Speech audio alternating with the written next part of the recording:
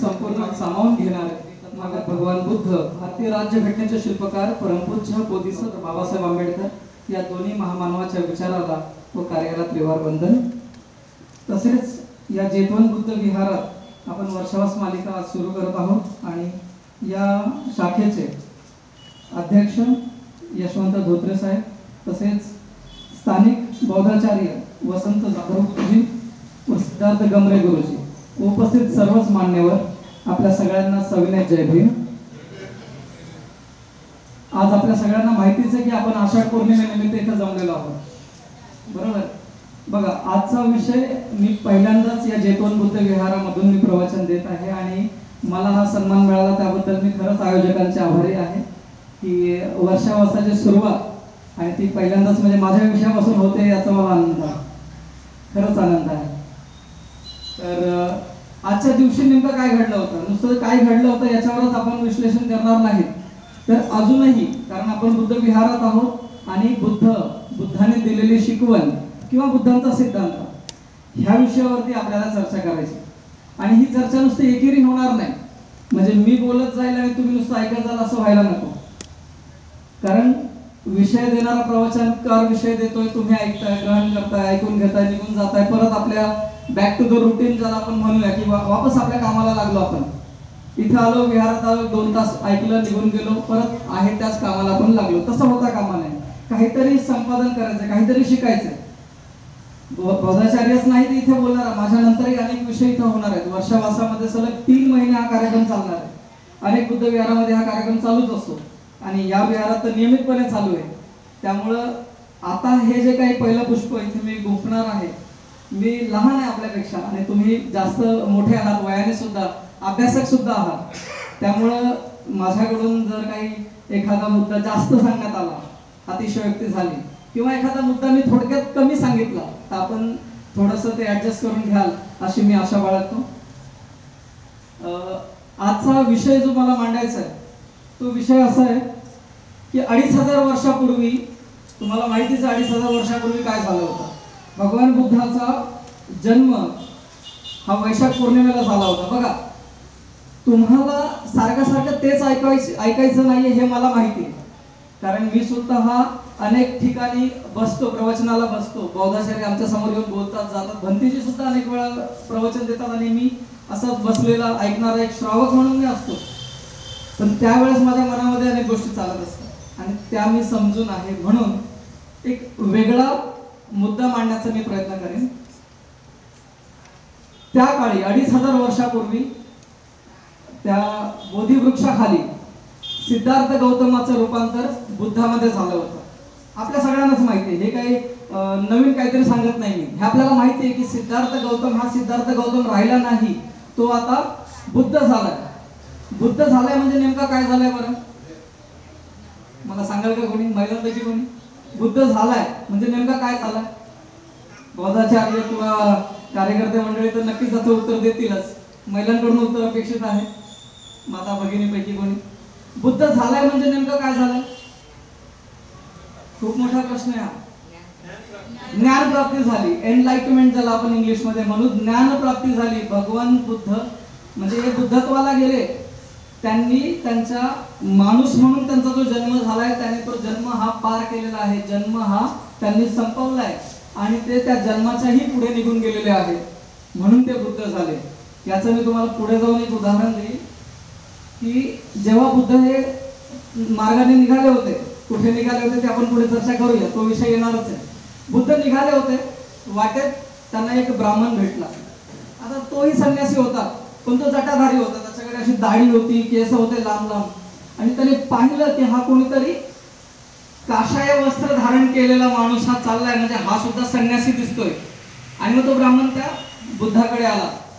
बुद्धाला त्याने वंदन केलं, कारण बुद्धाचं तेज ते तर आपण शब्दातही सांगू शकत नाही. पंचशील झेंडा जो आपण बघतो, पंचरंगी ध्वज, हा बुद्धाच्या शरीरातून निघणारे 5 रंग आहेत. बुद्धाचं तेज पाहून तो ब्राह्मण इम्प्रेस झाला, आकर्षित झाला आणि त्याने त्या बुद्धाला वंदन केलं आणि विचारलं की मला आपला परिचय द्या, आपण कोण आहात? यावर बुद्ध त्याच्याकडे पाहून बुद्धाने एक स्मित केलं. चेहऱ्यावर फक्त एक छोटीशी हास्याची लहर आली आणि यावर तो ब्राह्मण चकित झाला आणि त्या बुद्धाच्या तेजाकडे पाहत पाहत त्याच्या मनात पहिला प्रश्न आला की आपण कोणी संन्यासी आहात का?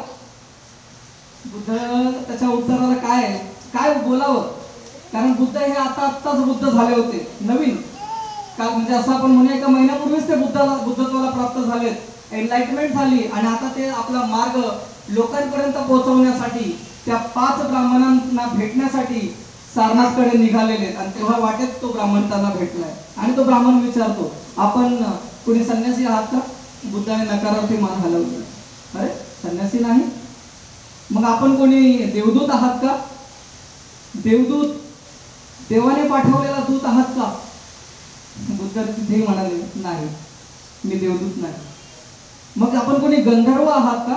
गंधर्व कोणाला म्हणतात? स्वर्गामध्ये जे काही म्युझिक वाजवणारे जे असतात ना, स्वर्गामध्ये देवासाठी जे म्युझिक वाजवणारे ते गंधर्व. तो ब्राह्मण म्हणतो, आपण कोणी गंधर्व आहात का? यावर बुद्ध म्हणतात, नाही, मी गंधर्व सुद्धा नाही. ब्राह्मण थोडा कन्फ्युज, मी एवढा उपमा देतोय, हा नाहीच म्हणतोय. बरं ठीक आहे, म्हणजे आपण कोणी राजा आहात का? बुद्ध म्हणाले, नाही, मी राजा नाही, मी राजपुत्र सुद्धा नाही. मग आपण कोण आहात? तरी बुद्ध त्याच्या प्रश्नाला उत्तर द्यायला थोडा विचार करतो. त्यावर तो म्हणतोय, कमीत कमी बाबा तू माणूस तरी आहेस का? का माणूस पण नाही? बुद्ध म्हणतात, नाही हे ब्राह्मण, मी माणूस सुद्धा नाही. मग जीव चिडतो त्याचा, अरे तू देव नाही, तू गंधर्व नाही, बरोबर, तू राजा नाही, तू राजपुत्र नाही, तू माणूसही नाही, मग कोण आहे? प्राणी आहेस, तू दगड आहेस? यावर बुद्ध म्हणतात, नाही ब्राह्मणा, मी बुद्ध आहे, बुद्ध. जर मी माणूस असतो, जर मी राजपुत्र असतो, जर मी राजा असतो, जर मी गंधर्व असतो, जर मी देवदूत असतो, तर माझ्या इच्छा, अपेक्षा, आकांक्षा, मोह हे सगळं उरलेलं असतं, शिल्लक असतं. मी त्या मोहाच्या बंधनात अडकलेला असतो, पण मी हे सगळं तोडून पुढे निघालोय. म्हणून मी बुद्धही नाही, मी माणूसही नाही, मी माणूसही नाही, मी गंधर्वही नाही आणि मी राजपुत्र सुद्धा नाही, मी बुद्ध आहे. ह्या सगळ्या गोष्टीतून एक गोष्ट महत्वाची आपल्याला शिकण्यासारखी आहे, जी आपण बऱ्याच वेळा ऐकून दुर्लक्षित करतो. आपण बुद्धाला सहज बुद्ध म्हणतो, पण बुद्ध म्हणजे नेमकं काय? माणूस असून सुद्धा माणूस न होणं म्हणजे बुद्ध. आणि माणूस न होण्याचा अर्थ काय बरं? आपल्या मनामध्ये, आपल्या सगळ्यांच्याच, बरं मी तुम्हालाच म्हणणार नाही, मी स्वतःला धरून म्हणतोय, आपल्या सगळ्यांच्या मनामध्ये मोह आहे ना मोह. आपल्याला पैशाची हव्यास लागलेला आहे, आपण कामं करतो, आपल्याला आपल्या इच्छा बऱ्याच अर्धवट आहेत. आपली इच्छा आहे की आपला मुलगा मुलगी डॉक्टर व्हावं, शिकून मोठं व्हावं, आपल्याला मोठं घर पाहिजे, आपल्याला गाडी पाहिजे, आपल्याला बंगला पाहिजे, आपलं नाव पाहिजे, बरंच काही पाहिजे. आणि हे जे पाहिजे हा शब्द जो आहे ना आपल्या जीवनामध्ये, आपण मरेपर्यंतही संपत नाही, म्हणून आपण मानव आहोत. आणि बुद्ध म्हणाले, जर माझं ते शिल्लक राहिलं असतं ना तर मी मानवच असतो, पण मी या सगळ्या गोष्टीला तोडून पुढे निघालोय आणि म्हणून मी आता कोण झालोय? बुद्ध झालोय, सम्यक संबुद्ध झालोय. तर हे आपल्या सगळ्यांना लक्षात घेण्यासारखं आहे. पुढे जाऊन बघा, ज्येष्ठ पौर्णिमेला भगवंत निघाले होते आपल्या धर्माचा प्रचार करण्यासाठी. आणि आता ते पुढे चालत महिनाभर त्यांचा तो पायी प्रवास होत चाललाय. आणि त्यानंतर सारनाथ या ठिकाणी कौंडिन्य, वप्प, महानाम, भद्दीय आणि अश्वजित हे 5 ब्राह्मण, त्याला आपण पंचवर्गीय भिक्षू म्हणतो की नाही, भगवान बुद्धाच्या समोर ते 5 ब्राह्मण बसलेले आपण पाहतो ना फोटोमध्ये, हे 5 ब्राह्मण ते सारनाथच्या मृगदाय वनामध्ये, मृगदाय वन म्हणजे हरणाचं वन, मला माहिती आहे आपण सगळे सारनाथला गेलेले आहात, आपण बोधगया आणि सारनाथ हे सगळं आपण पाहिलंय. तर तिथं सारनाथच्या स्तूपाच्या शेजारी बघा अजूनही ते हरणं आहेत, म्हणजे त्या हरणाची पिढी अजूनही आपल्याला पाहायला मिळते. पाहिले की नाही आपण सगळ्यांनी? बाजूला ते कंपाऊंड केले आणि कंपाऊंडच्या त्या बाजूला हरणं अजूनही आहेत. तर त्या मृगदाय वनामध्ये ते पंचवर्गीय भिक्षू बसले होते. लांबूनच सिद्धार्थ येतोय, त्यांच्यासाठी तो सिद्धार्थच ना. त्यांना माहिती आहे का तो बुद्ध झालाय? नाही माहिती, त्यांच्यासाठी सिद्धार्थच आहे. सिद्धार्थ येतोय तिकडून आणि याने त्या बाईच्या हाताची खीर खाल्ली होती. सुजाता नावाच्या स्त्रीने ती खीर आणून दिली आणि याने ती ग्रहण केली. म्हणून नाराज झालेले हे 5 ब्राह्मण आता त्या सिद्धार्थावरती रोष काढणार होते की नाही आता येऊ दे, आपल्याकडे आला ना 2 महिन्यानंतर, बरोबर ना, त्या घटनेला 2-3 महिने झालेले आहेत आता, आला 3 महिन्यानंतर शेवटी आमच्याकडे. आणि या प्रसंगी ते 5च्या 5 ब्राह्मण काय ठरवतात, आम्ही याची सेवा करणार नाही, आम्ही याला बोलणार नाही, आम्ही याचं ऐकून घेणार नाही, हा आम्हाला काही शिकवायला आला असेल तर आम्हाला ते ऐकायचं नाही. बरोबर की नाही? तो दिवस म्हणजे आजचा आहे बरं, आषाढ पौर्णिमा, ज्याला आपण गुरुपौर्णिमा म्हणतो, म्हणजे तो आजचा दिवस आहे. आणि आजच्या ह्या विषयाचं आजचा जो प्रवचन मालिका सुरू झाली आहे त्याचा सुरुवातच ही आषाढ पौर्णिमा आणि आषाढ पौर्णिमेचं महत्व आणि आजच्या दिवशी नेमकं काय घडलं होतं भूतकाळात ते मी थोडक्यात माझ्या शब्दात तुम्हाला सांगण्याचा प्रयत्न करतोय. ज्या ठिकाणी नाही कळलं किंवा असं वाटलं काहीतरी जास्त बोललं जातं किंवा नाही समजलं, मला विचारा, मी माझ्या शब्दात त्याचे विश्लेषण करण्यासाठी मी सक्षम आहे, तयार आहे. आता सिद्धार्थ समोरून येतोय असं त्या पंचवर्गीय भिक्षूला वाटतंय. 5च्या 5 जण मनामध्ये ठरवून ठेवलं होतं की आता हा जवळ आला की आम्ही काय याची सेवा करणार नाही. पण जसे भगवंत त्यांच्या जवळ जवळ पावली जवळ जवळ जवळ येत गेले, त्यांच्या त्या बघण्यामध्ये त्यांच्या नजरेमध्ये फरक पडत गेला. सिद्धार्थाचं तेज त्यांना दिसायला लागलं होतं. सिद्धार्थ हा काय आता सिद्धार्थ राहिला नाही, हा नक्कीच कोणीतरी झालाय, याने काहीतरी नक्कीच प्राप्त केलंय, हा आपल्यासारखा दिसत नाही, हा साधू संन्यासी सारखा राहिला नाही. म्हणून ते 5च्या 5 ब्राह्मण उभे राहिले. एक जण धावत धावत गेला, त्याच्या हातातलं भिक्षापात्र उचललं, एकाने त्यांचं चिवर सांभाळलं, तर दुसऱ्याने त्यांचे पाय धुवायला गेले, तर तिसऱ्याने त्यांच्यासाठी फुलाची माळ आणली, चौथ्याने आसन बसण्यासाठी आसन त्याच्यासाठी तयार केलं. त्या पंचवर्गीय भिक्षूंनी जे ठरवून ठेवलं होतं काही क्षणापूर्वी, एका क्षणात ते लुप्त झालं. सिद्धार्थाला त्यांनी बसायला आसन दिलं. आता सिद्धार्थ बसले, त्यांच्यासाठी सिद्धार्थ, पण जेव्हा सिद्धार्थ बसले आणि म्हणाले, हे सिद्धार्थ, हे काय तुझं परिवर्तन? त्यावर सिद्धार्थ म्हणाले, आता मी सिद्धार्थ राहिलोच नाही. बघा, आता मी सिद्धार्थ राहिलो नाही, मी प्राप्त केलंय, मला जे हवं होतं ते मी संपादन केलंय, मी आता ह्या भवचक्रातून मुक्त झालोय, मी निर्वाणास गेलोय. आता हे ऐकून त्या पंचवर्गीय भिक्षूला कुठं तेवढं ज्ञान होणार आहे, कुठं समजणार आहे की नेमकं त्याला काय म्हणायचं. आपल्याला बाबासाहेबांनी बुद्धाच्या ओटीत टाकलंय. बाबासाहेबांच्या वयाची ती शेवटची काळ होती बरं, मी विषयांतर करणार नाही, मला माहिती आहे मी कुठल्या विषयावर बोलतोय. बाबासाहेबांच्या वयाच्या शेवटच्या काळात त्यांनी आपल्याला बुद्धाचा धम्म दिला, कारण त्यांच्याकडे इतर बरेच काही कार्य असल्यामुळे शेवटच्या काळात त्यांनी बुद्ध दिलाय. तिथून पुढे बाबासाहेब तर 1.5 महिन्यातच गेले, त्यानंतर आपल्यावर जिम्मेदारी ती सोपवली, खरा बुद्ध ओळखण्याची, बुद्ध समजून घेण्याची, बुद्ध आत्मसात करण्याची आणि बुद्ध आपल्या समाजाला सांगण्याची, ही आपली जिम्मेदारी आहे. बरोबर का? मी कुठल्याही संस्थेला किंवा इतर कोणत्या बौद्धाचार्याला, प्रशिक्षकाला मी काय बोलणार नाही या ठिकाणी, कारण बऱ्याच वेळा बुद्ध सांगताना काही गोष्टी राहून जातात. खरा बुद्ध सांगताना बऱ्याच गोष्टी त्याच्यामध्ये अट घातली जाते, मग तसं होता कामा नये. आणि म्हणून मी तुम्हाला त्या घटनेला नेमकं काय झालं होतं, त्या क्षणी काय झालं होतं, सिद्धार्थ गौतम म्हणजेच भगवान बुद्धाला त्यांनी जेव्हा आसन दिलं, 5 भिक्षू जे बसले त्यांच्या आजूबाजूला आणि बुद्धाच्या ते शरण आले होते, तेव्हा बुद्ध त्यांना म्हणाले की तुम्ही एक्सेप्ट करा, स्वीकार करा, बुद्धं शरणं गच्छामि. आणि त्यांनी ते बुद्धाला ते शरण आले. तिथून पुढे बुद्धाच्या धम्माला मी शरण येईल हे त्यांच्याकडून वदवून घेतलं. आणि मग संघ, कारण त्याच 5 जणांचा संघ तयार झाला. संघातले पहिले 5 भिक्षू तेच होते ना, कौंडिन्य, वप्प, महानाम, भद्दीय आणि अश्वजित. खूप महान कार्य केलं त्या 5 पंचवर्गीय भिक्षूंनी. ह्या 5 लोकांनी पुढे जाऊन खूप मोठं काम केलं. आता ह्या आषाढ पौर्णिमेला नेमकं काय झालं, तर भगवान बुद्धांनी सारनाथ या ठिकाणी त्या 5 ब्राह्मणांना धम्म शिकवला. पहिलं धम्मचक्र प्रवर्तन झालं. हे सांगितलं जातं की नाही आपल्याला, हेच खरं आहे ना, याच्या व्यतिरिक्त काय खरं असणार आहे? बरोबर आहे, धम्मचक्र प्रवर्तित झालं. तिथून पुढे धम्माचा प्रचाराचा गाडा सुरू झाला. पण त्या 5 ब्राह्मणांना नेमकं सिद्धार्थाने बुद्धाने काय सांगितलंय? धम्म सांगितलं, बरोबर आहे, पण नेमकं काय सांगितलंय याच्यावर तर चर्चा व्हायला पाहिजे ना. मग आता ही चर्चा आपण आजच्या या प्रवचनात सुरू करू. आतापर्यंत मी जे काही मुद्दे मांडले तो त्याला आपण बॅकग्राऊंड स्टोरी म्हणू, पार्श्वभूमी. मेन मुद्द्याची विषयाची पार्श्वभूमी ही होती की आता इथं बुद्ध पोहोचले, त्यांच्या पुढे ते 5 ब्राह्मण बसले आणि आता त्या 5 ब्राह्मणांना भगवान बुद्धांनी धम्म शिकवला, धम्म सांगितला आणि मग तिथून पुढे धम्माचं चक्र हे सुरू झालेलं आहे. आता मला तुम्ही सांगा, तुमच्याकडे काय ज्ञान आहे की त्यांना काय सांगण्यात आलं, नेमकं काय सांगितलं भगवान बुद्धांनी त्यांना? सांगा. मी बोललो सुरुवातीला, हा काय वन वे नाही, माझ्याकडून फक्त गेलं नाही पाहिजे, तुमच्याकडून एखाद 2 वाक्य माझ्याकडे आले पाहिजे. सांगू शकता, कोणी सांगू शकता. नेमकं काय सांगितलं?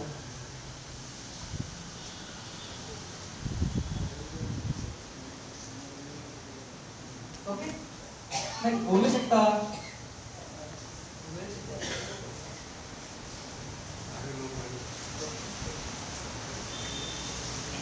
बघा, विहारामध्ये सगळ्यात महत्वाचा मुद्दा, माझं स्वतःचं मत आहे. बघ, आपण विहारामध्ये आलो ना, विहाराच्या आत तिथंच बसलेलो, विहाराचा परिसर ह्या त्या खांबापर्यंत आहे, जो झेंडाचा खांबा दिसतो सगळा एवढा आहे की नाही?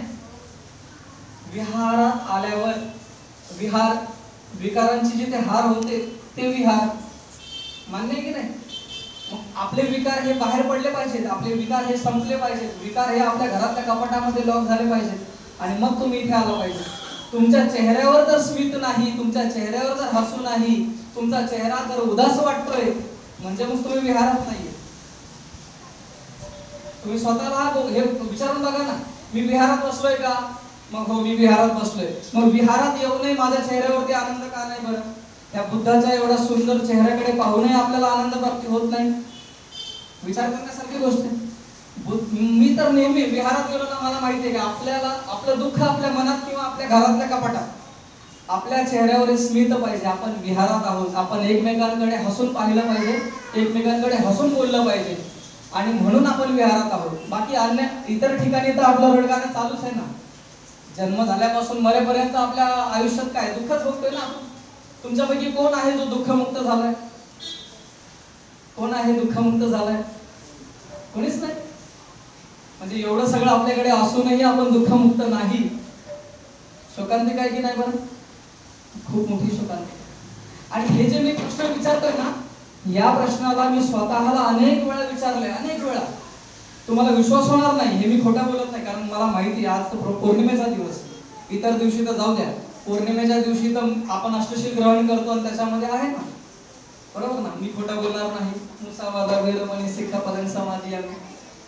मला हे म्हणायचंय, आपण विहारात आल्यावर आपण नेहमी आनंदी असलं पाहिजे. हे पहिलं आपण मनाशी ठाम ठेवा, मनामध्ये ही गोष्ट फिक्स ठेवायची की मी विहारात आलो. मी तुम्हाला सांगतो, आपल्या मुद्द्यावर येऊ आपण. ज्या वेळेला भगवान बुद्धांनी त्या पंचवर्गीय भिक्षूला सांगितलं की मला ज्ञानप्राप्ती झाली, त्या 5च्या 5 लोकांना प्रश्न पडला, म्हणजे तुला मिळालं? तू साध्य केलंस?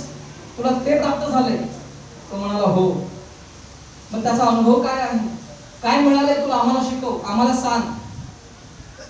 बघा, भगवान बुद्धाला माहिती होतं की हे जे मला प्राप्त झालंय ना, ते मी सांगितलं ना, कॉमन लोकांना, रस्त्याने येणार जाणाऱ्या लोकांना कोणाला पटणार नाही.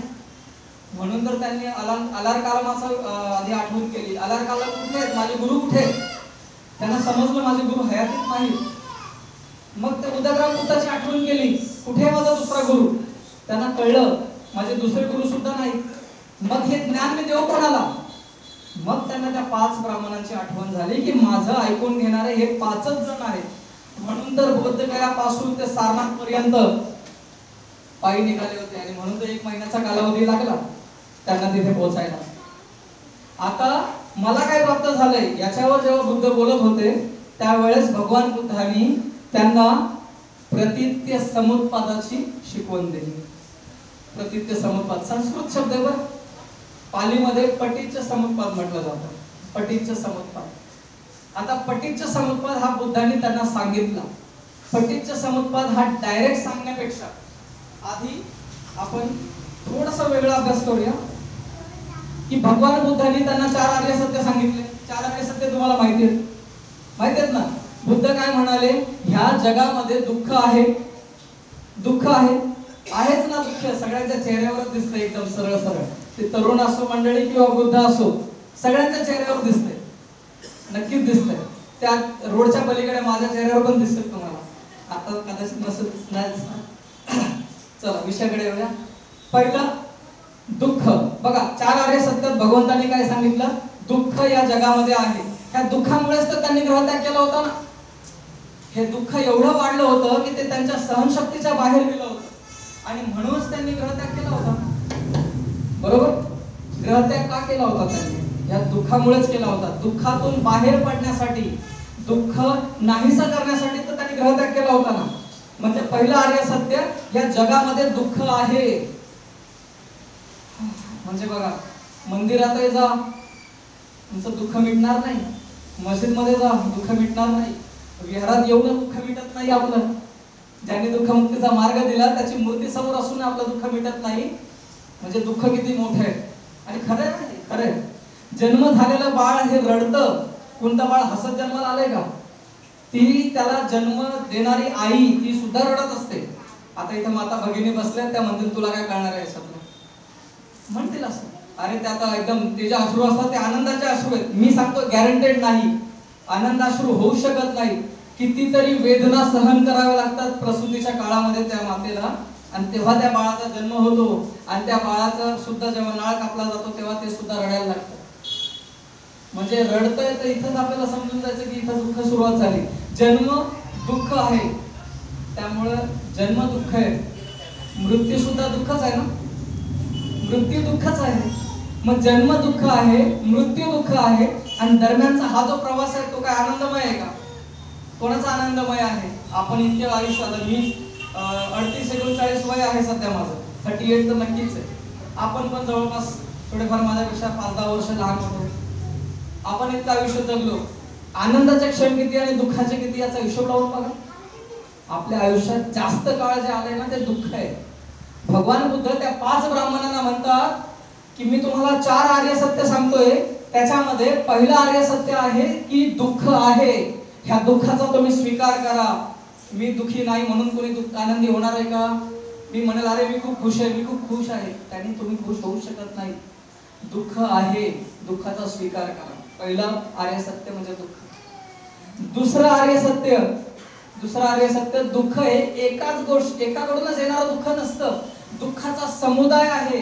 म्हणजे दुःख एकटं नाहीये, दुःखाचा ग्रुप आहे. ग्रुप, आपण कसं ग्रुप म्हणजे समजतं तुम्हाला, समुदाय सगळ्यांचा मिळून तयार झालेला. एकच दुःख नाही, वेगवेगळ्या प्रकारचे दुःख आहेत. दुःखाचा हा मोठा समुदाय आहे, बरोबर का? तिसरं आर्य सत्य बुद्ध म्हणाले या दुःखाला संपवता येऊ शकतं. दुःखाचा निरोध आहे. निरोध होणं म्हणजे संपवणं. ह्या दुःखाचा शेवट होतो, हे तिसरं आर्य सत्य. बघा, बुद्धाच्या आधीही काही बुद्ध होऊन गेले होते. सम्यक संबुद्धाच्या आधीही काही बुद्ध होऊन गेले होते. 28 मला वाटतं बुद्ध गाथा आहे ना आपली ती, तनंकरो, मेघंकरो, महायशो, सर्वंकरो, जुषिंधरो, दीपंकरो, हे सगळे नावच आहेत ना त्या बुद्धांचे. माहिती असेल आपल्या सगळ्यांना, आपण तेवढं अभ्यास आहात हे मला माहिती. तर मी हे सांगतोय की तिसरं आहे दुःखाचा शेवट करता येऊ शकतो, दुःख संपवता येतं. महत्वाची गोष्ट आहे. दुःख आहे हे मान्य, दुःखाचा ग्रुप आहे, दुःख समुदाय आहे हे मान्य. या दुःखाला संपवण्यासाठी एक मार्ग बुद्धाने दिला, आणि तो मार्ग म्हणजे अष्टांग मार्ग. बरोबर, अष्टांग मार्ग हा बुद्धाने दिलेला सगळ्यात महत्वाचा मार्ग आहे. अष्टांग मार्गामध्ये बुद्धाने काय काय सांगितलंय? सम्यक व्यायाम, सम्यक उपजीविका, सम्यक दृष्टी, सम्यक समाधी, हे सगळं आपल्याला माहितीच आहे. माहितीच आहे ना नक्की? मी म्हणतोय माहिती आहे आणि तुम्ही मनातल्या मनात म्हणताय मला काहीच नाही माहिती, असं होता कामा नये. माहित आहे तर माहित आहे, नाही माहिती तर मला नाही माहिती, हात वर करू शकता. अष्टांग मार्गही मी तुम्हाला थोडक्यात स्पष्टीकरण देईन. आता या ठिकाणी अष्टांग मार्ग त्यांनी जेव्हा त्या पंचवर्ग भिक्षूला दिला, सांगितला, त्यावेळेस त्या पंचवर्ग भिक्षूच्या मनात आलं, तथागत, हे भगवान, ह्या अष्टांग मार्गावर जर मी आरूढ झालो, अष्टांग मार्गाचा मी अवलंब केला, तर मी दुःखातून मुक्त होईल का? कसा मुक्त होईल? मला जरा याचं स्पष्टीकरण द्या. तुम्हाला वैशाख पौर्णिमेच्या दिवशी जे प्राप्त झाले ते नेमकं काय आहे त्याचं मला स्पष्टीकरण द्या. आजच्याच पौर्णिमेला, म्हणजेच आषाढ पौर्णिमेला, ज्याला आपण गुरुपौर्णिमा म्हणतो, आजच्याच पौर्णिमेला भगवान बुद्धांनी त्या पंचवर्गीय भिक्षूंना म्हणजेच 5 ब्राह्मणांना प्रतित्य समुत्पादाची शिकवण दिली होती. आणि प्रतित्य समुत्पादात भगवान बुद्धांनी 12 मुद्दे विश्लेषित केलेले आहेत. 12 कड्या आपण ज्याला म्हणूया, ज्या एकामध्ये एक अडकलेल्या आहेत. साखळी कशी असते माहिती आहे? एकामध्ये एक अडकलेल्या कड्या असतात ना, अशा पद्धतीने 12 मुद्दे, 12 कड्या ह्या भगवान बुद्धांनी त्या ब्राह्मणांना विश्लेषण केलेले आहेत. दुःखातून जर मुक्त व्हायचं असेल तर ह्या 12 कड्यांचा नीट अभ्यास करावा लागेल. आणि सर्वात शेवटची जी कडी आहे 12वी, ती ज्याला प्राप्त होईल तो माणूस, तो व्यक्ती, ती स्त्री दुःखमुक्त होईल. खऱ्या अर्थाने भगवान बुद्धांनी जे सांगितलंय त्याचं चीज होईल, सार्थक होईल. बऱ्याच वेळा एक बौद्धाचार्य, मी स्वतःला बौद्धाचार्य म्हणून म्हणणार नाही, मी सुद्धा तुमच्यासारखाच एक सामान्य एक कार्यकर्ता, एक व्यक्ती म्हणून आहे. तर बऱ्याच वेळा आपण ह्या 12 कड्यांमध्ये एकही कडी मनावर घेत नाही, नीट अभ्यास करत नाही, नीट शिकत नाही. मान्य, हे मी स्वतः केलंय. मी कधीच हे म्हणणार नाही की हे माझ्याकडून झालं नाही आणि मी खूप असं किंवा तसं नाही. मी तुमच्यासारखाच आहे. माझ्याकडूनही या 12 कड्यांकडे खूप काळ दुर्लक्षित झालं. 2006 ला मी बौद्धाचार्य झालो. 2006, 19 वर्षाचा होतो मी तेव्हा, आणि आता 38, म्हणजे 19 वर्षाचा काळ लोटलाय, पण अजूनही प्रतीत समुत्पाद नीट कळलाच नाही. इतका मोठा अभ्यास आहे, पण मी केलाच नव्हता अभ्यास. ह्या गेल्या काही वर्षामध्ये, या लॉकडाऊनच्या नंतर आपण या विषयावरती खऱ्या बुद्धाला ओळखण्याच्या मार्गावर मी निघालो ना, तेव्हा मला बुद्धाचा प्रतीत समुत्पाद समजला. भगवान बुद्धाच्या प्रतीत समुत्पादामध्ये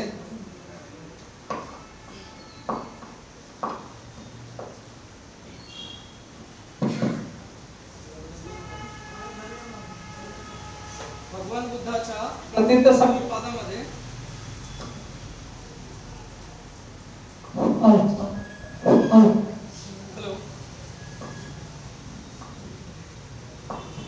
हॅलो प्रतीत समुत्पादामध्ये बुद्ध म्हणाले, बघा इथून पुढे जे 12 मुद्दे आहेत ना, ते नीट लक्ष देऊन ऐका.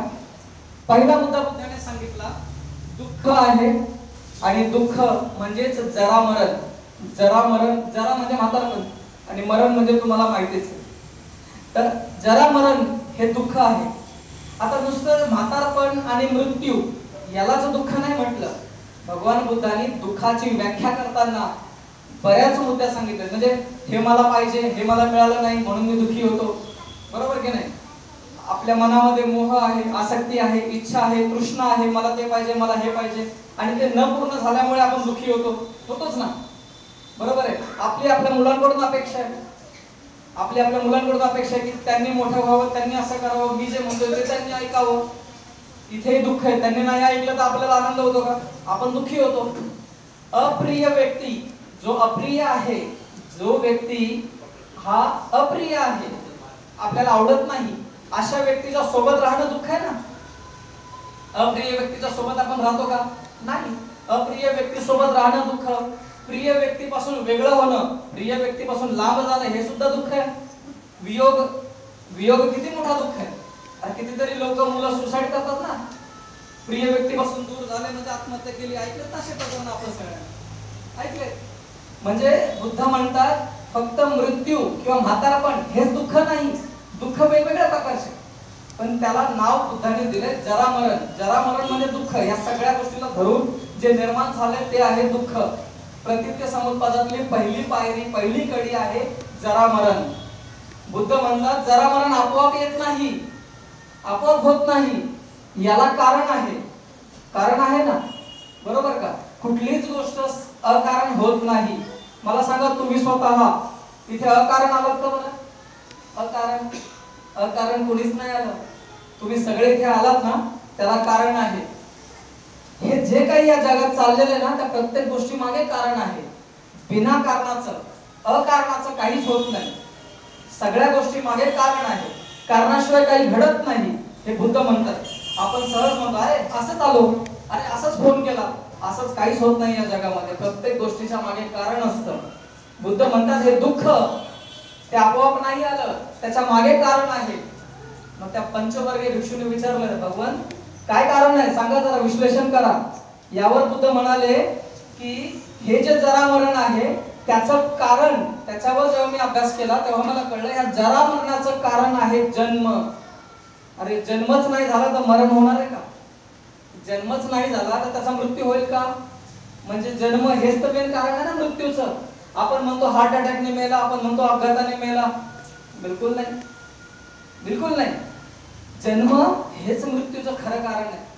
बऱ्याच वेळा हीच गोष्ट आपल्याकडून समजून घेतली जात नाही, समजत नाही, आणि आपण दुःखामध्ये राहतो. सगळ्यात बरोबर आहे. मी तुम्हाला स्वतःला कन्सिडर करून बोलतोय. आता आपल्याला इथे विषय मांडायचा आहे आणि बुद्ध धर्मावरती आपल्याला काहीतरी डिस्कस करायचंय म्हणून मी बोलतोय. पण माझ्या घरात माझे आई वडील आणि मुली आहेत, माझा भाऊ वगैरे आहे, नातेवाईक. एखादा वेळ प्रसंग आला तर मी दुःखी होणारच आहे, माझ्या डोळ्यातून धारा वाहणारच आहे. पण खरं अर्थाने जर अभ्यास केला, पाहिलं तर बुद्धाने सांगितलंय की जरा मरण म्हणजे दुःख, या दुःखाचं मूळ कारण आहे जाती. जाती म्हणजे जन्म. जन्म झाला तर तुम्हाला दुःख भोगावंच लागणार आहे. जन्मच नाही झाला तर दुःख होणारच नाही. त्यामुळे जाती, जन्म हे दुःखाचं कारण आहे. मग आता भिक्षू म्हणतील ना, मग भगवान हे जन्म का होतो, जाती का होते, जातीचं काय कारण आहे? कारण कारणाशिवाय काही घडत नाही ना, कारणाशिवाय काही घडत नाही. मग जाती का होते, जन्म का होतो? जन्म का होतो याच्यावर भगवान बुद्ध म्हणतात, जन्माचं कारण आहे भव. भव भव भवाला इंग्लिश मध्ये आपण म्हणूया विल टू बी बोर्न, जन्म घेण्याची इच्छा. म्हणजे इथं बसलेल्या सगळ्यांची आणि या जगामध्ये वावरणाऱ्या 800 करोड लोकांची जन्म घेण्याची इच्छा होती, म्हणून ते जन्माला आले. आलं का लक्षात? बुद्धांनी त्या रात्री, वैशाख पौर्णिमेच्या रात्री जे ज्ञान प्राप्त केलं का, त्या ज्ञान प्राप्तीमध्ये या 12 कड्या त्यांना समजल्या. त्यांनी जेव्हा विश्लेषण केलं, एकदम चिंतन मनन केलं, तेव्हा त्यांना कळलं की दुःख आहे, जरा मरण आहे म्हणजे दुःख आहे. दुःखाचं काय कारण आहे? जन्म. जन्मामुळेच दुःख आहे, जन्मामुळेच मृत्यू आहे, जन्मामुळेच आपल्याला सफरिंग आहे. मग जन्म कुठून झाला? जन्माचं काय कारण आहे? तर भव. भव म्हणजे आपली जन्म घेण्याची इच्छा होती, म्हणून आपण जन्माला आलो. भवामुळेच आपला जन्म झाला आणि जन्मामुळेच आपण दुःख भोगत आहोत. मग त्यांना प्रश्न विचारला भगवान, हे भव कुठून आलं, भवाचं काय कारण आहे? यावर भगवान म्हणतात, उपादान. उपादान, मेंटल क्लिन्जिंग. डोक्यामध्ये सारखं सारखं सारखं सारखं मला हेच पाहिजे, मला हेच पाहिजे, मला तेच पाहिजे, हे जे केलं जातं ना, ज्याला आपण जप म्हणूया साध्या भाषेत. बघा, एका ठिकाणी बुद्ध म्हणालेले आहे, what you think you became. जे तुम्ही विचार करता तसे तुम्ही होता. बरोबर का? अंगुलीमाल तुम्हाला माहिती असेल. अंगुलीमाल, मी खूप डेंजर आहे, मी खूप खतरनाक आहे, मला 1000 लोकांचा कत्तल करायची आहे. 1000 वेळा त्याच्या मनामध्ये हे विचार रिपीट होत गेले, म्हणून ते एवढा खतरनाक अहिंसक झाला, हिंसक झाला. त्याने लोकांचे बोट कापले, लोकांना मारले, हे तुम्हाला माहिती. माणूस जो विचार करत असतो, सारखं सारखं त्याच्या मेंदूमध्ये जे विचार येत असतात, मी असा आहे, मी असा आहे, मी असा आहे बोलत राहतो ना, त्याच्यातूनच तो तसा आहे, तो तसाच बनतो. मी खूप छान आहे, मी खूप चांगला आहे, मी खूप शांत आहे, असा जर आपण विचार केला तर नक्की आपण सगळे शांत होऊ. नाहीतर आपण सहज बोलतो, अरे मी खूप डेंजर आहे, आधीच सांगतोय, मला घाबरायचं. आपणच म्हणतो मी डेंजर आहे. मग तशा माणसाकडून एखादा जर हत्या झालीच, त्याला नाहीलाच, त्याला तोच जिम्मेदार आहे. कारण त्यानेच स्वतःचा माइंडसेट करून ठेवलाय की मी डेंजर आहे, माझ्यापासून लांब राहा. मी बोललो होतो की नाही? म्हणजे विचार करा, याला मेंटल क्लिन्जिंग म्हणतात, उपादान म्हणतात. उपादान, ह्या उपादानातूनच कोणाचा जन्म झाला? भवाचा. उपादानातून भव तयार झालं, या भवातूनच जाती. बरोबर ना? आणि जातीतूनच कोण आलं? जरा मरण. आलं का लक्षात तुमच्या? समजतंय ना सगळ्यांना? सगळ्यांपर्यंत कळतंय का व्यवस्थित? नाहीतर बाबा पहिल्याच दिवशी काय या विषयाची वाट लावली काय माहिती, आम्हाला काही कळलंच नाही, असं व्हायला नको. सगळ्यांना कळतंय तर आपण नक्कीच पुढे जाऊया. बघा, पहिलं कारण मी तुम्हाला सांगितलं, पहिला मुद्दा मी तुम्हाला सांगितला, तो म्हणजे जरा मरण.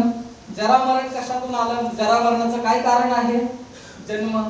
जन्माचं काय कारण आहे? भव. भवाचं काय कारण आहे? उपादान. आता भगवंताला प्रश्न विचारला, भगवंत हे मेंटल क्लिन्जिंग म्हणजेच उपादान, ह्याचं काय कारण आहे? हे मेंटल क्लिन्जिंग कुठून आलं? त्याचं काय कारण आहे? त्याची निर्मिती कशी झाली? यावर बुद्ध म्हणाले, तृष्णा. तृष्णा.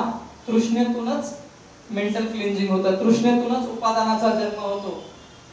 आता तृष्णा तर मला वाटतं सगळ्यांनाच माहिती. साध्या भाषेत तृष्णाला आपण तहान म्हणतो. तहान, जेव्हा आपल्याला तहान लागतं, आपल्याला पाणीच पाहिजे असतं, बरोबर की नाही? कोणी आमरस आणून दिलं तर आपण पिणार का? आमरस आणि पाणी समोर ठेवलं आणि आपल्याला तृष्णा आहे, आपण पाणीच पिणार.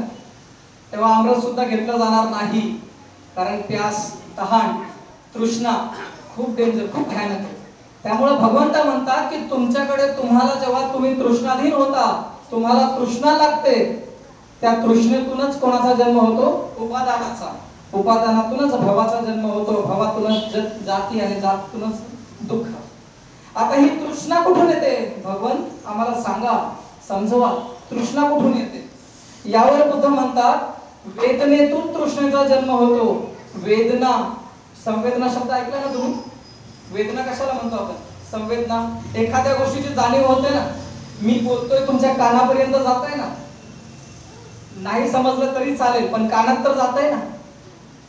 समजलं तर ओके, ठीक आहे, समजलं बाबा तू काय बोलतोय आमच्या लक्षात आलं, समजलं, थोडं थोडं समजलं. नाही कळलं तरी हरकत नाही. हे बघा, हे असे विषय जे आहेत ना ते वारंवार व्हायला पाहिजे. माझेच नाही तर माझ्याही पेक्षा जे मोठे असतील, गुरु असतील, त्यांनाही इथे बोलवून त्यांचंही आपण आचरण करून त्यांच्याकडूनही ज्ञानार्जन केलं पाहिजे, ऐकलं पाहिजे. हे विषय सतत ऐकल्याने आपल्याला हे कोडे सुटतात. कोडे सुटले तर आपण दुःखातून बाहेर पडण्याचा मार्ग आपल्याला लक्षात येतो. म्हणून बुद्ध या ठिकाणी म्हणतात, संवेदनेतून तृष्णेचा जन्म होतो. संवेदना जेव्हा तुम्हाला होईल, एखाद्या गोष्टीचा सेन्स एक्सपिरियन्स होईल, संवेदना होईल, त्याच्यातून तुमच्या मनामध्ये तृष्णा तयार होते. आता ह्याचं जर मी तुम्हाला उदाहरण देऊ तर वेदना कसं म्हणूया आपण, संवेदना की तुमच्या कानावरती माझे शब्द पडतात. कानाने ऐकलं, कानाचं कामच आहे ऐकणं. त्यानंतर डोळ्याने तुम्ही मला पाहताय, मी तुम्हाला पाहतोय, त्यामुळे डोळ्याने तुम्ही सेन्स एक्सपिरियन्स करताय, डोळ्याने तुम्ही मला पाहू शकता, बरोबर की नाही. आपण मिठाई जर आपण तोंडावर ठेवली, आपल्याला गोड स्पर्श होतो तोंड जिभेला, आपल्याला गोड लागतं. खाण्यामध्ये एखादी मिरची आपल्या जिभेवर आली तर आपल्याला तिखट लागतं. तर हे वेदना आहेत ना, यालाच तर वेदना म्हणतात. तर या वेदनेतूनच कोणाचा जन्म झालाय, तृष्णेचा जन्म झालाय. वेदनेतूनच तृष्णा जन्माला आली. आणि बुद्धाला विचारलं गेलं की भगवान, ह्या वेदनेचा जन्म कुठून झाला, वेदनेचं काय कारण आहे. कारण बुद्ध म्हणाले ना, कारणाशिवाय काही घडत नाही. मग वेदना कुठून आली, वेदनेचं काय कारण आहे. तर बुद्ध म्हणतात, स्पर्श हे वेदनेचं कारण आहे. म्हणजे बघा, स्पर्श खूप महत्वाचा आहे. बऱ्याच वेळा आपण स्पर्श कशाला म्हणतो, असा आपण स्पर्श करतो हाताने, अरे स्पर्श झाला बरं आपला. पायाला पाय लागला गेले का तुम्ही असं करता की नाही, करता की नाही. ठीक नाही, करू नका, मी म्हणणार नाही बरं, करू नका हे मी म्हणणार नाही. पण जर आपण नीट अभ्यास केला तर आपल्याला लक्षात येईल ते करावं की नाही करावं. आणि जेव्हा तुमचा अभ्यास होईल तेव्हा तुम्ही स्वतःच त्या गोष्टीतून बाहेर पडाल. तर मी तुम्हाला सांगतोय, स्पर्श कशाला म्हणायचं, बोटाने जो होतो तो स्पर्श तेवढाच नाही, डोळ्याने पण स्पर्श होतो, डोळ्यानेही स्पर्श होतो. डोळ्याचं काम आहे पाहणं, डोळ्याने स्पर्श होतो, बरोबर ना. आता मी इथं प्रवचन देतोय, तुम्हाला काहीतरी सांगतोय आणि मस्त बाजूच्या घरातून बिर्याणी बनली, बिर्याणीची खुशबू माझ्या नाकापर्यंत आली, वा. तुम्हाला सांगता सांगता माझ्या तोंडामध्ये पाणी सुटलंय, हा स्पर्श आहे. आलं का लक्षात काय म्हणतोय, स्पर्श हा आहे. नाकाने स्पर्श होतो, डोळ्याने स्पर्श होतो, कानाने स्पर्श होतो, जिभेने सुद्धा स्पर्श होतो आणि त्वचेने स्पर्श होतो. ह्या 5 इंद्रियाच्या बाहेर 6वं इंद्रिय जे आहे ते आहे आपलं मन. आणि या मनाने सुद्धा स्पर्श होतो, बरं, मनाने सुद्धा स्पर्श केला जातो. बऱ्याच वेळा होतं ना, अरे तुझी आठवण मी केली होती, बरं तू समोरला आपोआप नाही होत, त्याचं मन, आपलं मन कनेक्ट होऊन जातं आणि या मनाने झालेला तो स्पर्श आहे. बऱ्याच वेळा अनेक जण काही न बोलता एकमेकांशी बराच संवाद साधून जातात, बरोबर की नाही. मनाने होणारा तो स्पर्श असतो. बुद्ध म्हणतात, स्पर्श झालाच नाही तर वेदना उत्पन्न होतील का. तिथून तो खुशबू, ती बिर्याणीचा वास माझ्या नाकात गेलाच नाही, तो माझ्या नाकाला स्पर्श झालाच नाही, तर मला वेदना होईल का, नाहीच नाही. मला तृष्णा होईल का बिर्याणी खाण्याची, नाहीच नाही. स्पर्श झाल्यावरच आपल्या मनामध्ये वेदना तयार होते, म्हणजे आपल्यात वेदना तयार होते, वेदनेतूनच आपल्याला तृष्णा तयार होते, तृष्णेतूनच उपादान, उपादानातूनच भव, भवातूनच जाती आणि जातीतूनच दुःख. अशा पद्धतीने या 6 साकड्यांनी तुम्हाला 7 साकड्यांनी तुम्हाला सांगितलं. आता स्पर्श करतो कोण, स्पर्श कोण करतो, मी तुम्हाला आता सांगितले बघा. मी तुम्हाला सांगितले 6 इंद्रिय सांगितले ना, आपले डोळे, कान, नाक, जीभ, त्वचा आणि मन. हे 6 इंद्रिय आपल्या विषयाला स्पर्श करतात. हे 6 इंद्रिय आहेत म्हणूनच स्पर्श होतो. ज्याच्याकडे हे 6 इंद्रिय नाहीत तो स्पर्श करू शकेल का, नाही स्पर्श करू. एक आंधळा माणूस इथे बसलाय आणि बाजूने ऋतिक रोशन गेला किंवा कोणीतरी मोठा सेलिब्रिटी गेला, त्याला कळेल का, दिसेल का, त्याला नाही दिसणार. त्यामुळे त्याला तो स्पर्श होणार नाही, त्यामुळे त्या व्यक्तीकडे आकर्षित होण्याचा प्रश्न येणार नाही, बरोबर ना.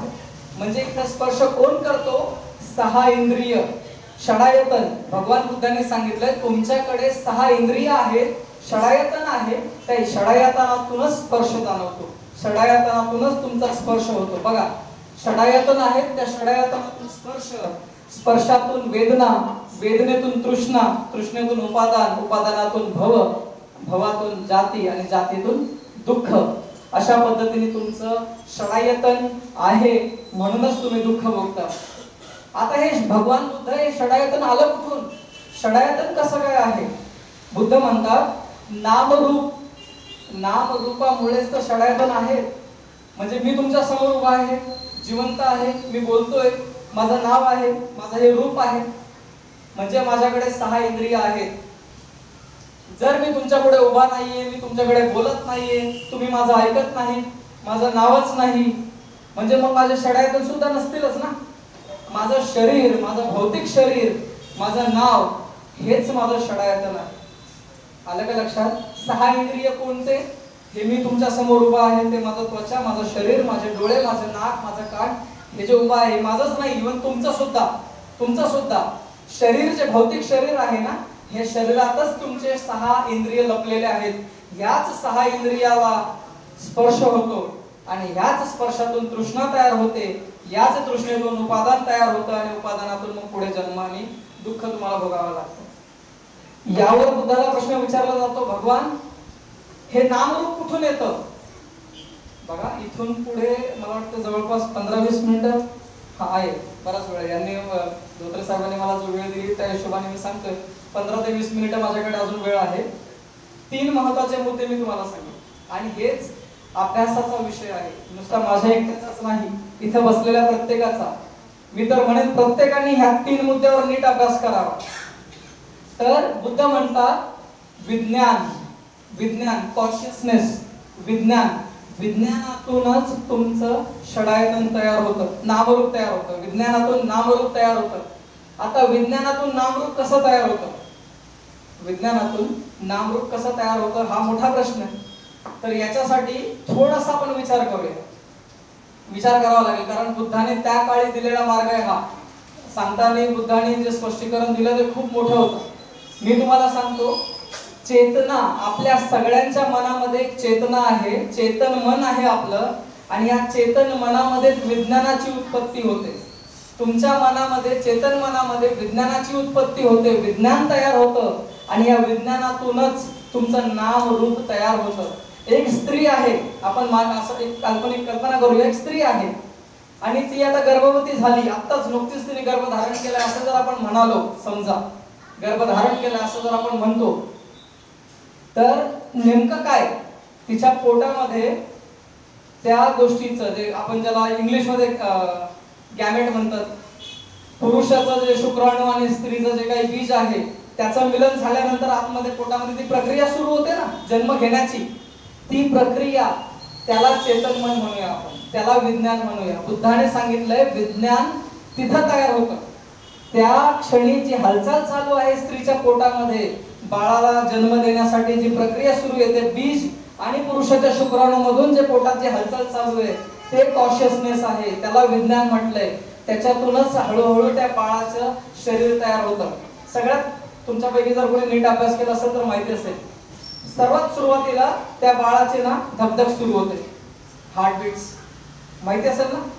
सोनोग्राफी वगैरे मध्ये आपण काय पाहतो, जर एखादी स्त्री, आपण जर कल्पना करू, एखादी स्त्री जर आत्ताच नुकतीच गरोदर झाली, 1 महिन्याचीच गरोदर झाली असं म्हणूया आपण, तर त्या महिलेच्या पोटाचा सोनोग्राफी केल्यावर नेमकं काय समजतं? एका महिन्यामध्ये मुलगा आहे मुलगी समजतं का? काहीच समजत नाही, फक्त धगधग ज्याला आपण म्हणू ना, ते आहे कॉन्शियसनेस, त्याला म्हणतात कॉन्शियसनेस, त्याला म्हणतात विज्ञान. हे 2500 वर्षापूर्वी भगवान बुद्धाने सांगितलंय, ते पण कुठल्याही प्रकारचं ऑपरेशन न करता. बुद्धाने काय हे सगळ्या गोष्टीचा अभ्यास करण्यासाठी काही ऑपरेशन करून पाहिलं का? आताच्या काळामध्ये समजा हे सगळं तंत्रज्ञान एवढं विकसित झालंय, तंत्रज्ञान वगैरे ज्याला आपण म्हणतो तंत्रज्ञान, त्याच्यातून आपल्याला सगळं कळायला लागलेलं आहे. आपण आता मोबाईल मध्ये व्हिडिओ बघतो, त्याच्यातही आपल्याला समजतं कशा पद्धतीने ते प्रोसेस स्टार्ट होते. एका स्त्रीच्या गर्भामध्ये गर्भ तयार होतो, बाळाचं निर्मिती होते, बाळाची निर्मिती, त्याचं शरीर, त्याचं नाम रूप, हे आईच्या पोटात जे तयार होतंय हेच विज्ञान आहे. विज्ञानातूनच त्या नाम रूपाला जन्म मिळालेला आहे. विषयांतर झालं नाही ना, सगळ्यांच्या लक्षात येतंय मी काय म्हणतोय? विज्ञान म्हणजे एका स्त्रीच्या पोटामध्ये सुरू झालेली ती हालचाल, असं समजा सध्या तरी. म्हणून मी म्हणालो अभ्यासाचा विषय तुम्ही अभ्यास करा, मला तर करायचाच आहे. विज्ञान म्हणजे स्त्रीच्या पोटामध्ये सुरू झालेली ती हालचाल आणि तिथून पुढे त्याच विज्ञानातून नामरूप तयार झालं. होणारच ना, पोटामध्ये हालचाल सुरू झाली, सोनोग्राफी झाली, आपल्याला कळलं अरे वा गुड न्यूज. लगेच गुड न्यूज गुड न्यूज आपण आपल्या नातेवाईकांना फोन करतो आणि लगेच ते नवरा बायको बाळाचं नाव ठेवतात की नाही जन्माच्या आधीच. मुलगा झाला तर हे आणि मुलगी झालं तर ते करता, स्वाभाविक आहे. आपणही केलंय, तुम्ही केलंय, मीही केलंय, माझे 2 मुली आहेत. मी ठेवला होता, मी विचार केला होता मुलगा झाला तर श्रमण नाव ठेवलं त्याचं. श्रमण, श्रमण भगवान बुद्धाचं नाव आहे श्रमण, असं मला वाटलं होतं. तर चला मुलगी झाली त्यामुळे नाव श्रमण नाही ठेवलं. तर विज्ञान, विज्ञान म्हणजे नेमकं काय तुमच्या लक्षात आलंय बरोबर आहे. बघा मी विषयांतर करत नाही, मी पुन्हा विषयाकडे येतो. विज्ञान, विज्ञानातून नामरूप तयार झालं. नामरूप म्हणजे आपण ज्याला हाड मासाचा जो आपण देह म्हणतो, शरीर म्हणतो, विज्ञानातून नामरूप तयार झालं. ह्या नामरूपामधूनच षडायतन तयार झाले. षडायतन म्हणजे 6 इंद्रिय. या षडायतनातूनच स्पर्श तयार झाला. स्पर्श तयार झाला. ह्या स्पर्शातूनच काय तयार झालं? वेदना. वेदनेतूनच तृष्णा आणि तृष्णेतूनच उपादान. उपादानातूनच भव आणि भवातूनच पुढे जन्म आणि जन्मातूनच पुढे दुःख. इथपर्यंत आपल्याला कळलंय? नक्की कळलंय विज्ञान? आता पुढचे 10 मुद्दे मी तुम्हाला सांगितले. ऑलरेडी 10 मुद्दे सांगून झाले. विज्ञान पर्यंत आपण आलोय. आता इथून पुढचा जो मुद्दा आहे तो आहे संस्कार. संस्कार या शब्दाला ऐकून आपण खूप कन्फ्युज होऊन जातो. मला माहिती आहे, अरे आम्ही आमच्या मुलाला खूप चांगले संस्कार देतो, ते संस्कार नाहीत बरे. कन्फ्युज होऊ नका, म्हणून मला ते इथे स्पेशली बोलावं लागलं. संस्कार म्हणजे तुमच्या गेल्या जन्माचे कर्म. गेल्या जन्माचे कर्म हेच तुमचे संस्कार आहे. म्हणजे त्या महिलेच्या पोटामध्ये जी हालचाल सुरू आहे ना, जी हालचाल होते ना, ते त्या होणाऱ्या उत्पन्न होणाऱ्या बाळाच्या गेल्या जन्मीचे कुठले तरी कर्म आहेत, त्याला म्हणतात संस्कार. ते आहेत त्याचं इम्प्रेशन आणि म्हणून तो बाळ जन्माला येतो. मला माहिती आहे हे ऐकून खूप मोठे असे प्रश्नचिन्ह उभे राहतात. अरे बुद्ध ज्ञानामध्ये अशा गोष्टी करतोय, गेल्या जन्माचं बुद्धाने तर नाकारलं वगैरे, असं बरंच काही. प्रसिद्ध समुत्पाद समजून घेत असताना तुम्हाला या 12च्या 12 मुद्द्यावरती बोलणं गरजेचं आहे. मी बोलतोय म्हणून माझ्या एकट्याच नका बोलू. मान्य करावं लागेल की गेल्या जन्माचे कर्मामुळेच आपला पुढचा जन्म होतो. आपण सगळे आज इथं जन्मलो आहोत, आपण हयातीत आहोत, म्हणजे आपले काहीतरी गेल्या जन्मीचे कर्म आहेत आणि म्हणून आपण जन्माला आलेलो आहोत. किती लोक माझा विरोध करू शकतात, अरे खोटं बोलताय तुम्ही, आम्हाला मान्य नाही. किती जण आहेत असं की ज्यांना वाटतं मी जे बोलतोय हे वाक्य चुकीचं आहे? हात वर करा, मला काही म्हणणं नाही. हात वर करू शकता. किती लोकांना वाटतंय आता मी जे बोललो हे वाक्य चुकीचं आहे, गेल्या जन्माचं वगैरे काही होत नाही? पुनर्जन्म? अच्छा, तुम्ही मला विचारताय म्हणजे तुम्ही विरोध नाही करत आहे. असं असायला पाहिजे. ताई जे म्हणतायत बुद्धाने पुनर्जन्म, ओके ठीक आहे. ताईंनी मुद्दा असा मांडलाय, गौतम बुद्धाने पुनर्जन्म नाकारलाय, बरोबर ना? अरे बरोबर आहे ताईंचं, हो की नाही? Okay, thank you. मी तुम्हाला ताईंनाच नाही, ताईंनाच नाही, आता हा जो माझा प्रश्न आहे इथं बसलेल्या सगळ्यांनाच आहे. मला सांगा, बुद्ध आणि धम्म हा ग्रंथ वाचलाय की नाही आपण सगळ्यांनी? बाबासाहेबांनीच लिहिलाय की कोणी दुसऱ्याने लिहिलाय? बाबासाहेबांनीच लिहिलाय. डॉक्टर बाबासाहेब आंबेडकर, भीमराव आंबेडकर. बाबासाहेबांनी भगवान बुद्धाच्या जीवनावरती आणि अनेक पैलूंवरती नीट सखोल अभ्यास करून तो ग्रंथ लिहिलाय, हे आपण मान्य करतो.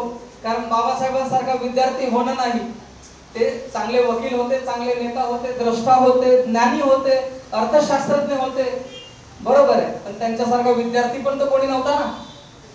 अभ्यासू होते ते, लाखो पुस्तकं वाचलेले होते त्यांनी.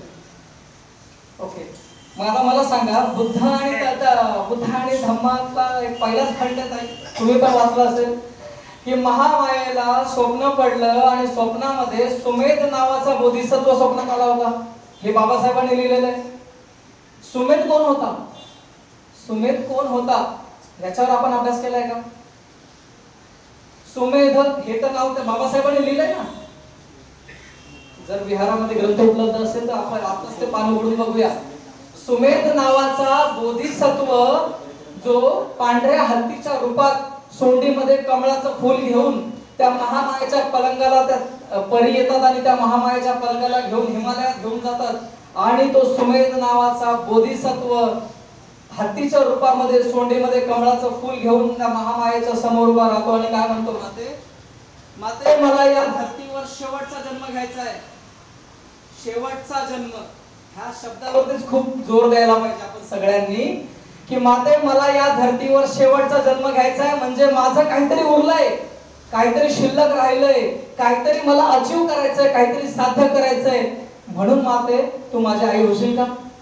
आता इतके वर्ष मुलबाळ होत नाही आणि स्वप्नामध्ये पण असं काहीतरी स्वप्न पडतंय, तर ती महामाया किती खुश झाली असेल, कितीतरी अफाट, एवढा आनंद की ती कोणी शब्दातही मांडू शकणार नाही. किती महान कवी ह्या गोष्टीला आपल्या कवितेतून सादर करू शकत नाही.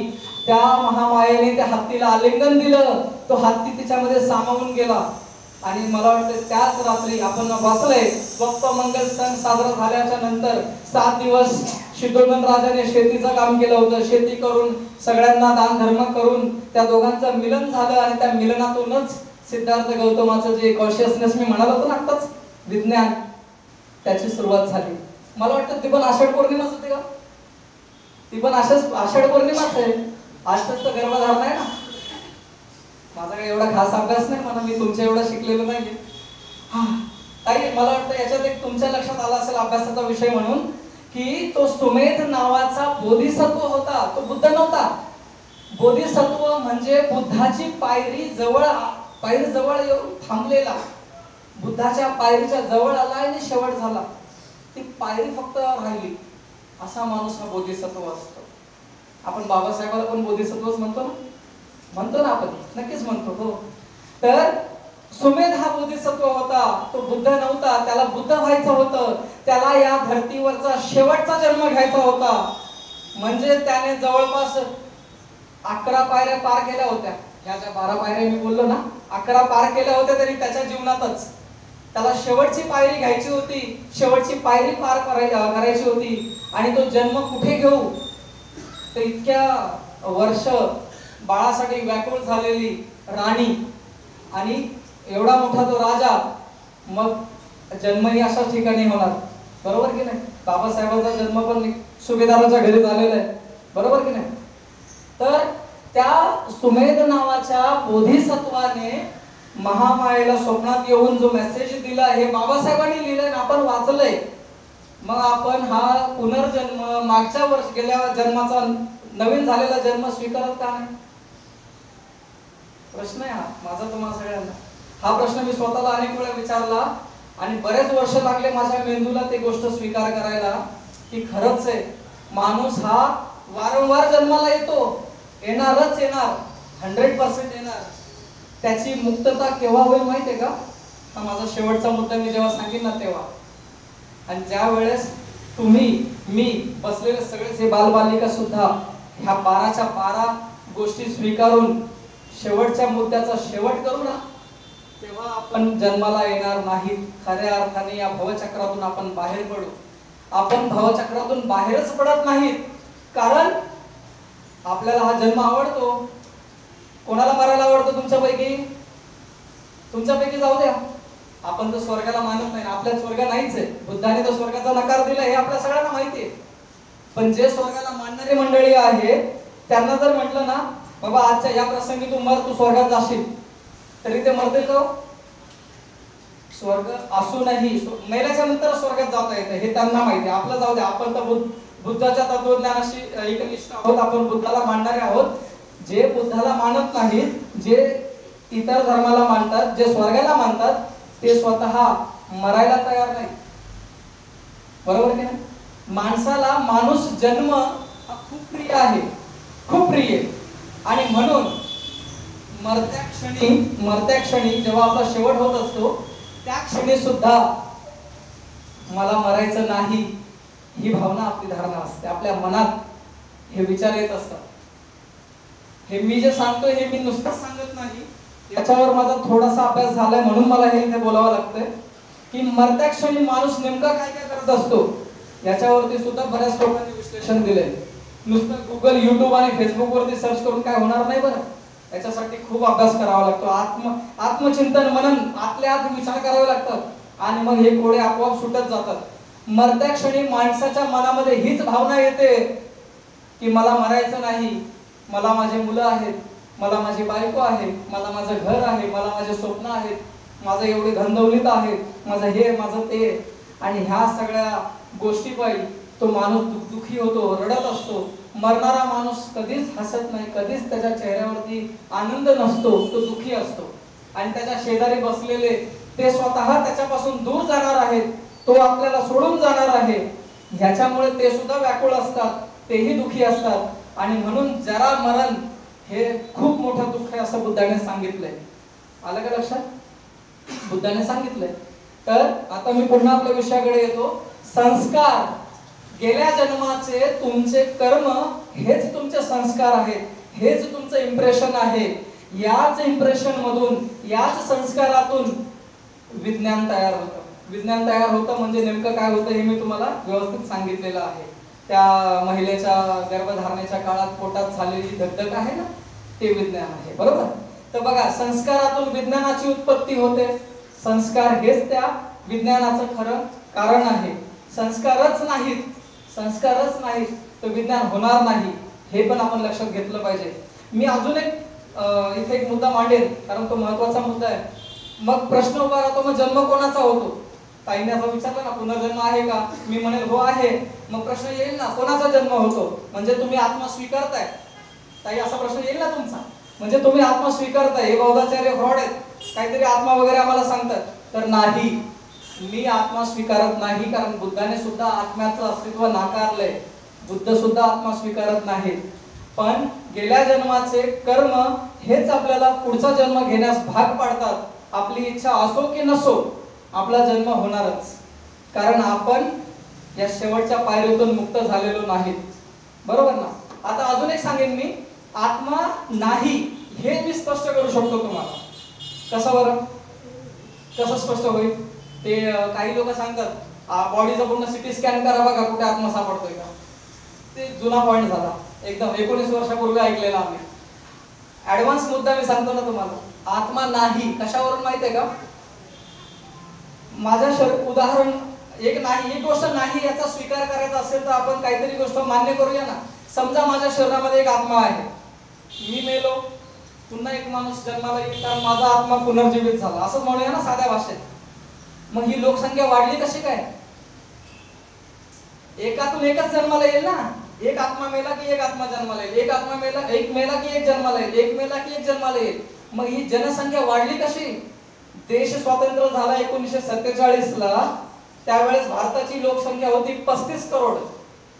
35 ते 36 करोड होते टोटल, पूर्ण भारताचे सांगतोय. देश स्वतंत्र झाला का तेव्हा, आणि आता 140 करोड आहे. म्हणजे 47 पासून ते आतापर्यंत या गेल्या 70 वर्षात 100 कोटी लोक या भारतातच जन्माला आले. मग आत्मा काय मेल्यानंतर डबल होते काय? मल्टिपल होते का? इथंच फसला ना त्यांचा प्रयोग. म्हणून आत्मा शरीरात नाही, आत्मा नाही. हे चेतन मन आहे ना आपलं, चेतना, ज्याला मी विज्ञान म्हणालो ना, विज्ञानामुळे सर आपला जन्म झालाय ना, विज्ञानामुळे ते शरीर आहे ना. जेव्हा मी मृत पावेल, माझं शरीर असं पडलेलं असेल, तेव्हा नेमका काय चेतना, ज्याला आपण कॉन्शियसनेस म्हणतो, विज्ञान म्हणतो, ते मुक्त झालं असेल. माझ्या त्या शरीराला तुम्ही सुई टोचून बघा, पाणी देऊन बघा, मला कॉन्शियसनेस म्हणतो, विज्ञान म्हणतो, ते पाणी पाजून असेल. माझ्या त्या शरीराला तुम्ही सुई टोचून बघा. म्हणजे या ठिकाणी आपलं कॉन्शियसनेस हे महत्वाचं आहे, विज्ञान महत्वाचं आहे. विज्ञान गेलं तर मृत्यू होतो. आले लक्षात आपल्या सगळ्यांच्या? बुद्ध म्हणतात संस्कारातूनच विज्ञानाचा जन्म होतो, विज्ञानातूनच नामरूपाचा जन्म होतो, नामरूपातूनच षडायतन तयार होतात, षडायतनातूनच तुम्हाला स्पर्श जाणवतो, स्पर्शातूनच तुम्हाला वेदना होते, वेदनेतूनच तृष्णा तयार होते, या तृष्णेतूनच उपादान तयार होतं, उपादानातून भव तयार होतं, भवातून जाती, आणि जातीतून तुम्हाला दुःख भोगावं लागतं. मग बुद्धाला प्रश्न विचारतात की हे भगवान, हे संस्कार ते कुठून येतात, त्याचं काय कारण आहे, त्याचं काय कारण आहे, का हे संस्कार उत्पन्न होतात, का या संस्कारातून विज्ञान तयार होतं, का हे सगळे साखळी तयार झाली. यावर बुद्ध म्हणतात अविद्या, अविद्येतून संस्कार निर्माण होतात. अविद्या, अविद्या म्हणजे ज्यांना ज्ञान नाही, ज्यांच्याकडे ज्ञानाची कमतरता आहे, ते अविद्यावाले आहेत. बरोबर का? मी असं म्हणेन, इथं बसलेलेच नाही तर मी स्वतः आणि या धर्तीवर असलेले बरेच लोक हे अविद्येमध्येच आहेत. अविद्येमध्ये आहोत आपण सगळे. माझ्याकडे थोडंसं शिक्षण आहे, मी 15वी वगैरे पास झालोय, त्यामुळे माझ्याकडे 1-2 डिग्री आहेत. अजूनही पुढे शिक्षण चालू आहे, बघू आता अजून काय काय शिकता येईल. पण ते नुसतं कागदी ज्ञान मिळणं, डिग्र्या घेणं म्हणजे अविद्येतून मुक्तता होत नाही. बुद्धाला जेव्हा विचारलं त्या 5 ब्राह्मणांनी, भगवान हे अविद्या, अविद्या कुठून येते, अविद्येचं काय कारण आहे, यावर बुद्ध शांत राहतात, मौन धारण करतात. बुद्ध अविद्या कुठून आली हे सांगत नाहीत, पण एक गोष्ट मात्र बुद्धाने सांगितली की जर या धर्तीवरचा कुठलाही व्यक्ती अविद्येचा नाश करेल ना, अविद्या संपवेल ना, त्याचे संस्कार राहणार नाहीत. आलं का लक्षात? ज्या व्यक्तीने अविद्या संपवली, अविद्येचा नाश केला, म्हणजे ऑटोमॅटिकली त्याचे संस्कार हे गळून पडतील, त्याचे संस्कारच राहणार नाही. तर विज्ञान तयार होईल का? विज्ञान म्हणजे ती दगदग तयार होईल का? नाही, विज्ञानच तयार होणार नाही.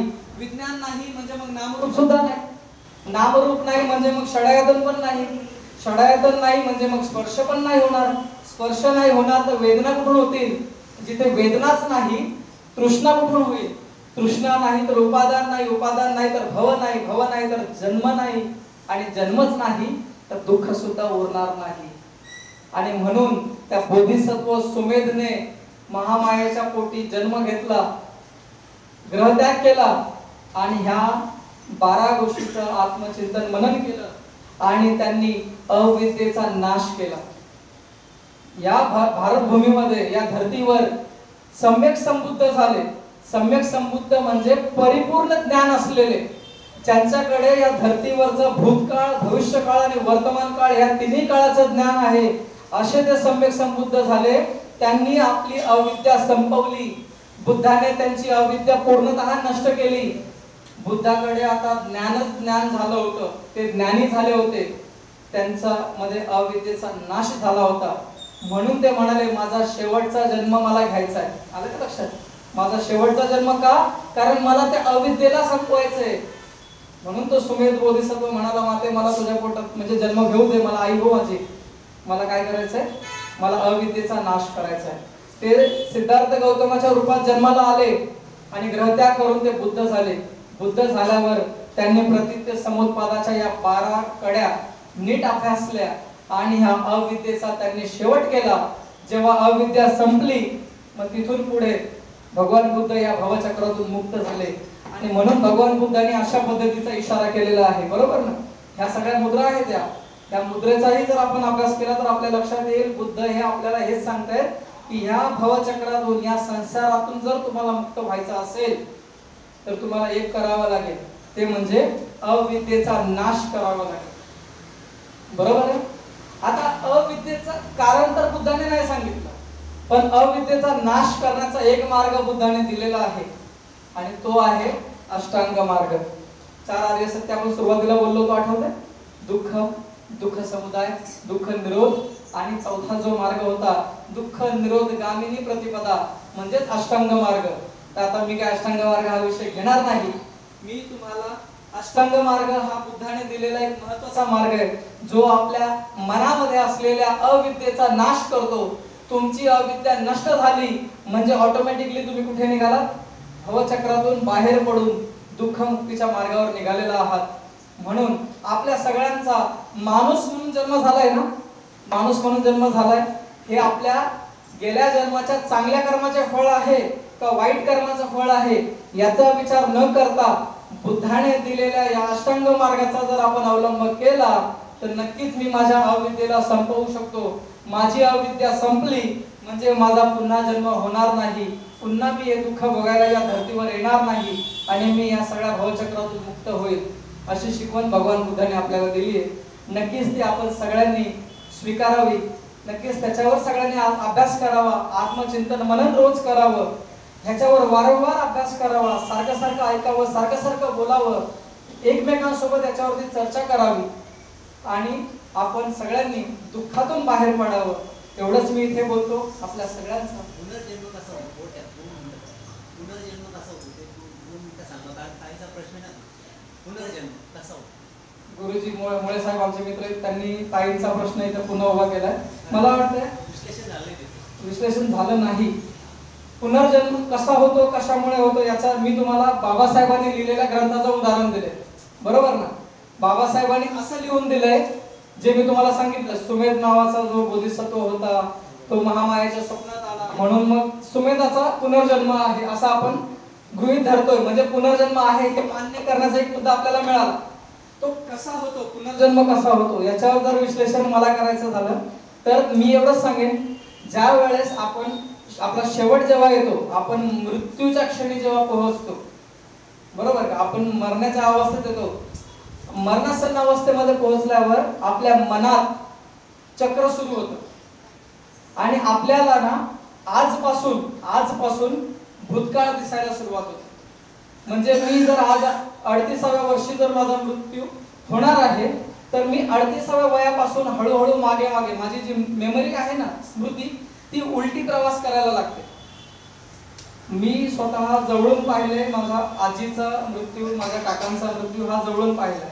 9 दिवस ते असे समोर पडून होते आणि मी त्यांच्या जवळ त्यांचा हातात हात धरून बसलोय. 3 दिवस मी त्यांच्या सोबत बसलेलो आहे आणि त्याच्यामुळे मला कळलं असं नाही, पण इतरही अभ्यास करून एक गोष्ट समजते की आपण सारखं दुःख व्यक्त करत असतो. मला याच्यातून मुक्त व्हायचं नाही, मला हे पाहिजे, मला ते पाहिजे, आपली इच्छा अर्धवट राहते, बरोबर ना? कोणाला तरी डॉक्टर व्हायचं असेल, बरोबर ना, पण ते होऊ शकले नाही, डॉक्टर होऊ शकले नाही, मनात ती खंत तशीच राहते.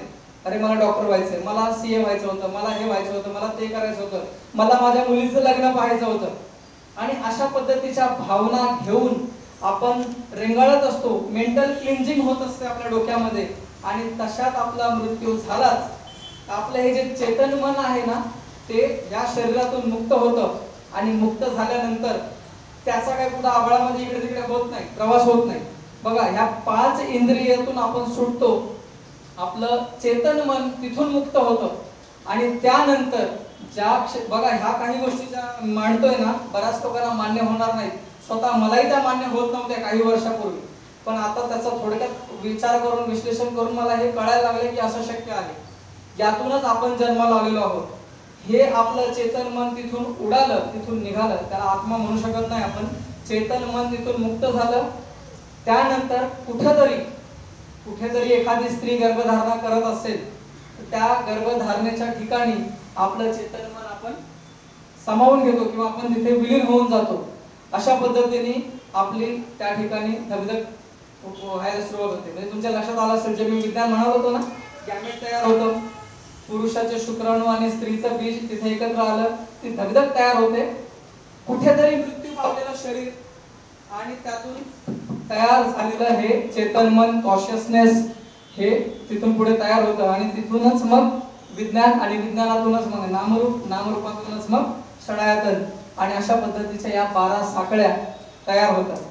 तर अविद्या हे मूळ कारण आहे आपल्या सगळ्यांच्या दुःखाचं.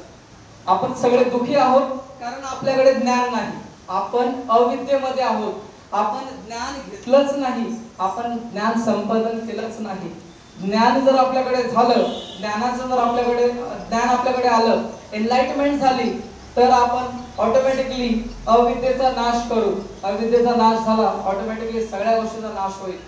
तर मला वाटतं जास्त वेळ न घेता, वेळ तर फार झालेला आहे, मला जर धोत्रे साहेबांनी जो वेळ दिलाय 9:30 पर्यंत विषय घ्या, तर 9:28 झालेले, 2 मिनिटं शेवटचे आहेत. मी आपल्या सगळ्यांच्या प्रती मंगलकामना व्यक्त करेन.